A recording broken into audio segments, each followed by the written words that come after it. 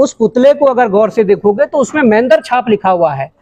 जब मुर्गा छाप चल सकता है, जब भगवानों के नाम पे तुम छाप चलवा सकते हो, जब तमाम प्रकार की चीजें कर सकते हो, तो हमने तो ये नहीं बोला कि ये कुछ ऐसा है। उसमें महेंद्र छाप लिखा हुआ है। महेंद्र छाप का मतलब है कि एक पटाखा बनाया गया है। निश्चित रूप से बताने की कोशिश थी कि भाई ये जो सड़क छाप जिन लोगों ने बोला है वो खुद छाप है। क्या छाप है? महेंद्र छाप। और महेंद्र छाप क्या है? एक पटाखा है जिसे समय समय पर उड़ाया जाएगा अगर इस प्रकार की चीजें होगी। और उनके बच्चे आज तक नौकरी पर नहीं गए, दोनों के कोई ऐसा वो नहीं किया। उनके नाम पर इतने करोड़ों अरबों की जमीनें कहां से आ गई है? ये देखिए ना, ये तो फर्ज है, उनके दोनों के नाम है। महेंद्र भट्ट के बेटे का नाम है, उसके प्रेमचंद अग्रवाल के बेटे का भी नाम है। किस प्रकार से इतनी संपत्तियां आ जा रही है? ये फर्ज है, सरकारी डॉक्यूमेंट है। देखिए, जो आज प्रेस वार्ता का जो उद्देश्य था, इसमें लंबे समय से प्रदेश की चाह रही थी, या प्रदेश के वो लोग जो प्रदेश के लिए चिंतित है वो लोग चाह रहे थे कि अलग अलग मुद्दों पर, अलग अलग मोर्चों पर संघर्ष कर रहे जो लोग हैं वो एक हो जाए और वो एकता की मिसाल दें, जिससे कि इस प्रदेश की जनता को भी विश्वास हो सके कि इस प्रदेश को जो 25 वर्षों से चला जा रहा है, कहीं ना कहीं उसकी सुरक्षा के लिए, उन मुद्दों को उठाने के लिए एक कोई ऐसा विकल्प हो। तो निश्चित तौर पर हमने संकल्प एक विकल्प का स्लोगन देकर इसको शुरू किया है और ये तमाम प्रकार के संघर्षों के चेहरे आप सामने देख रहे होंगे, जिन लोगों ने संघर्ष बहुत वर्षों से किया है और इस प्रदेश के लिए संघर्ष किया है।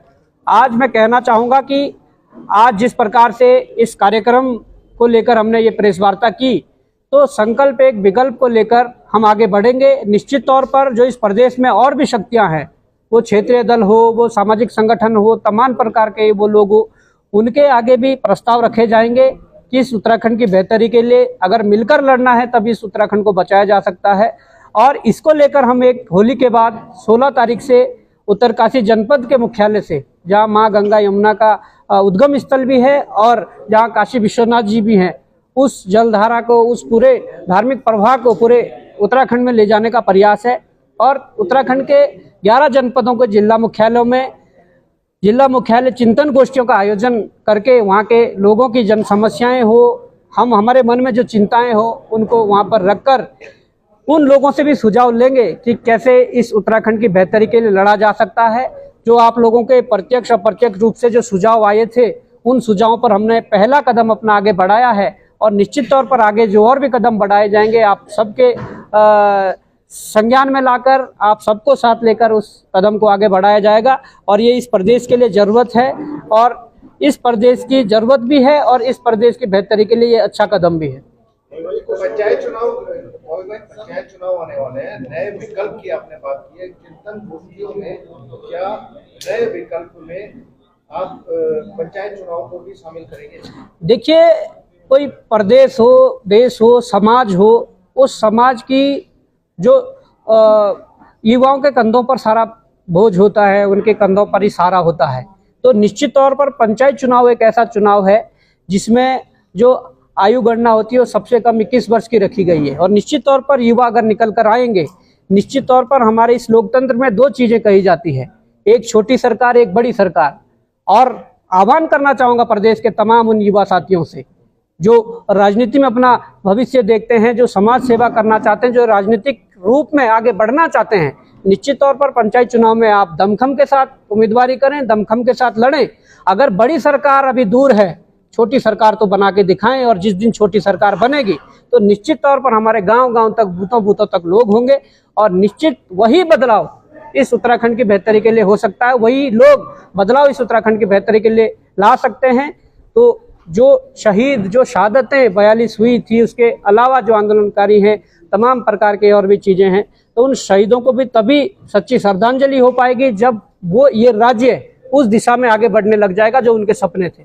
और एक सवाल और है, इस उत्तराखंड में 65 से ज़्यादा क्षेत्रीय दल हैं और वो क्षेत्रीय दल समय समय पर जब चुनाव होते हैं तभी नजर आते हैं। क्या उनसे आह्वान करेंगे चुनाव में न जाकर के आपसे आकर के?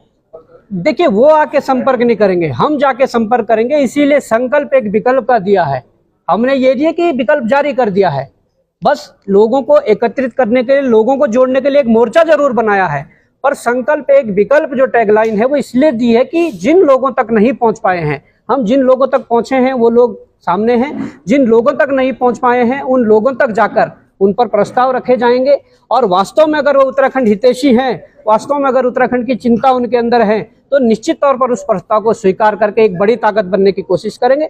यही आगे का प्लान है। भाई जो ये पुतला जो है महेंद्र भट्ट का फूका गया था, कई आलोचनाएं भी हो रही है। कांग्रेस प्रदेश अध्यक्ष का भी कहना है कि राजनीति को जो है एक अलग मोड़ दिया जा रहा है और कहीं ना कहीं तरीका कोई और होना चाहिए, ये तरीका सही नहीं है। देखिए, जिस प्रकार से चाहे मित्र विपक्ष को मैं कहूं, उनके प्रदेश अध्यक्ष से बयान दे रहे हैं कि ये गलत हो गया है, गलत चीजें हो गई है, या इसके अलावा कुछ पत्रकार साथी या इसके अलावा कुछ सामाजिक सोशल वर्कर्स या और भी तमाम समाज के लोग कह रहे हैं कि गलत हो गया है।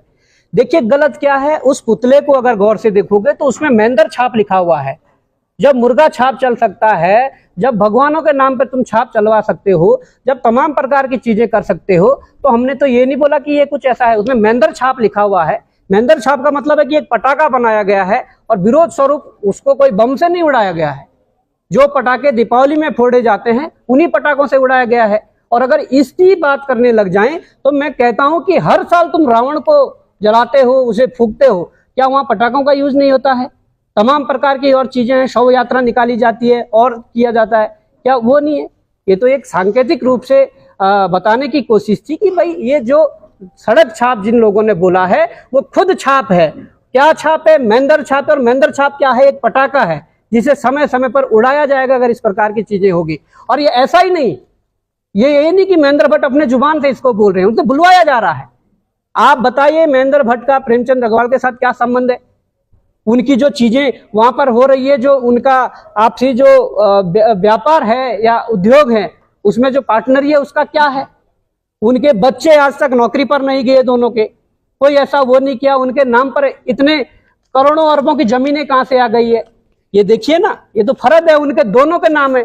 महेंद्र भट्ट के बेटे का नाम है, उसके प्रेमचंद अग्रवाल के बेटे का भी नाम है। किस प्रकार से इतनी संपत्तियां आ जा रही है? ये फर्ज है, सरकारी डॉक्यूमेंट है।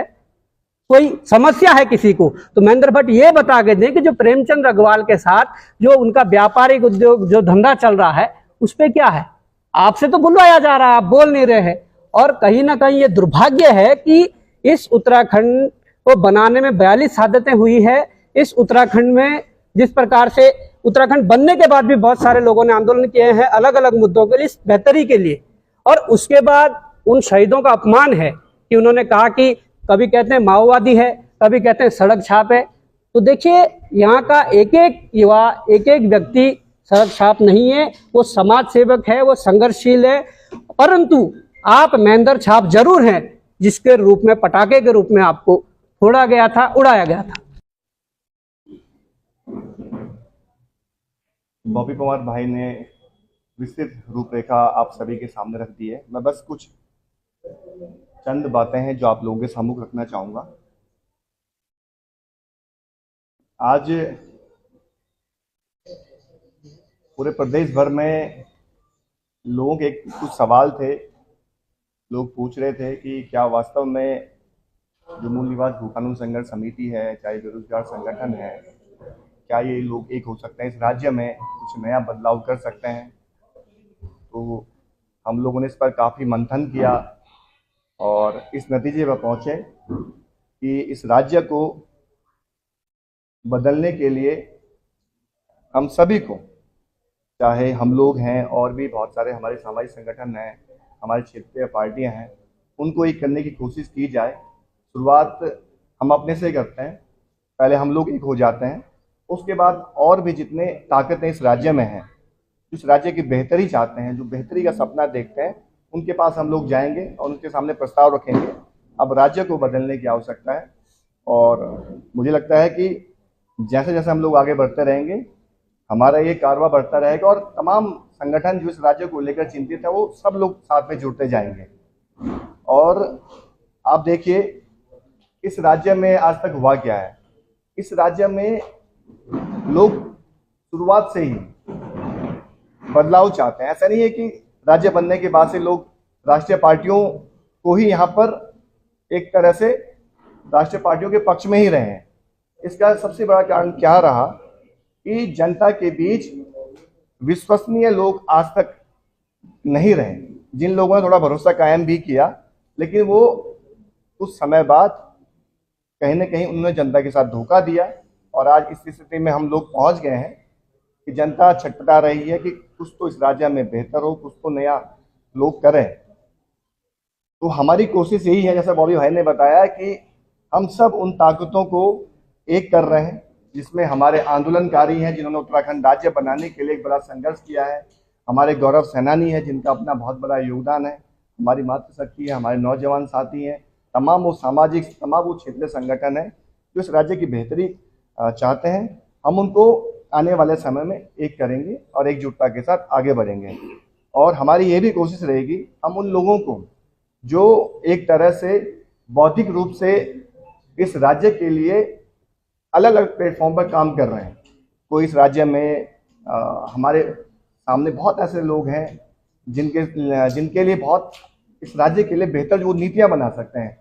कोई यहाँ आर्थिक नीति बना सकता है, हमारे इस राज्य के लिए कोई पर्यटन की नीति बनाने में सक्षम है, तरह तरह की हमारे इस राज्य के बेहतर के लिए नीतियां बनाई जा सकती हैं। तो हम सबकी कोशिश रहेगी आने वाले समय में हम ऐसे लोगों के माध्यम से जो बुद्धिजीवी हैं एक विजन डॉक्यूमेंट भी तैयार करें, उस विजन डॉक्यूमेंट को हम जनता के बीच लेकर जाएं कि ये हमारा सपना है इस राज्य के लिए, हम इस तरह से हमारी कृषि नीति होगी, पर्यटन की नीति हमारी ये होगी, हम रोजगार के लिए इस तरह से अवसर इस राज्य के लोगों को दे सकते हैं, ग्रामीण शहरी नीतियाँ किस तरह से होगी, ये सर हम स्वास्थ्य शिक्षा की नीतियाँ, ये सब कुछ हम विजन डॉक्यूमेंट के माध्यम से आने वाले समय में एक हम ऐसा बौद्धिक प्रकोष्ठ का गठन करेंगे जिसमें वो लोग तय करेंगे कि किस तरह से हमको आगे अपने राज्य को बेहतर दिशा देनी है। ये तमाम ऐसे सवाल हैं जिसको लेकर हम आगे बढ़ते रहेंगे।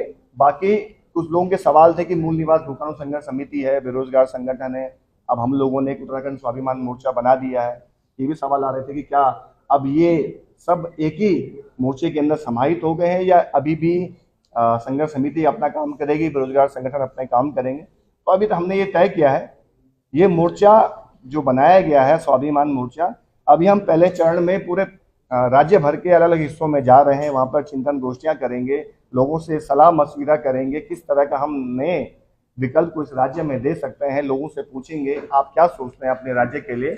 उसके बाद हम आगे जो पॉलिटिकल पार्टी की बात आ रही है, कई बारी बातें भी आ रही है कि आगे क्या पॉलिटिकल पार्टी के रूप में आप जाएंगे, तो जो भी निर्णय होगा वो हम जनता से राय मशविरा करेंगे। तमाम और भी पॉलिटिकल पार्टियां हैं और भी समाज संगठन हैं, उनके साथ आपस में सामंजस्य बिठाकर जो भी बेहतर नतीजा होगा वो हम जनता के बीच रखेंगे। और जो मूल निवास संघर्ष समिति का सवाल है, जो बेरोजगार संगठन का सवाल है, चाहे और भी हमारे साथ संगठन जुड़े हुए हैं, वो सब अपने अपने कार्य आगे जारी रखेंगे। तो मेरी इतनी बातें थी, बाकी और भी हमारे साथी यहाँ पर अपनी बात रखेंगे। इस बीच हमारे बीच में 2022 में नरेंद्र नगर से विधानसभा का चुनाव लड़े, नरेंद्र नगर विधानसभा से चुनाव लड़ा है, उस पर रावत जी आपका स्वागत है। हमारे बीच में आशुतोष कोठारी है, एक मजबूत आवाज जो हमारे साथ, चाहे वो जो भी आंदोलन और इस केस में टीम मास्टर जी के साथ उन्होंने बहुत अच्छा सहयोग किया है, आपका भी स्वागत है। चूंकि समय की थोड़ी सी कमी है तो मैं यहाँ पे जितने भी गणमान्य व्यक्ति बैठे हुए हैं मैं सबसे माफी चाहूंगा। और अब अंतिम वक्ता के तौर पे मैं त्रिभुवन चौहान जी को चाहूंगा कि त्रिभुवन चौहान जी आप संबोधित करें। पहले तो बहुत बहुत धन्यवाद, प्रणाम सभी पत्रकार भाइयों का, और आप सब लोगों को होली की बहुत बहुत शुभकामनाएं। और होली पर सबसे महत्वपूर्ण आज पूरे प्रदेश बल के लिए एक बड़ी खुशी की लहर ये भी है कि जिस चीज का इंतजार आप सब लोग कर रहे थे बहुत समय से, आज वो सभी युवाओं ने, मातृशक्ति ने आगे बढ़ चढ़कर आपको वो तोहफा भी दिया। आज उत्तराखंड स्वाभिमान मोर्चा उस स्वाभिमान की बात करता है जो 70 विधायक सदन में ना कर पाए।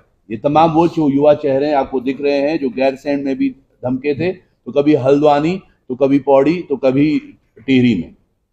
मैं मंच पर उपस्थित सभी लोगों को प्रणाम भी करता हूं। जैसे भाई ने बोला कि समय कम है तो थोड़ा समय बाध्यता के साथ रखेंगे इस चीज को।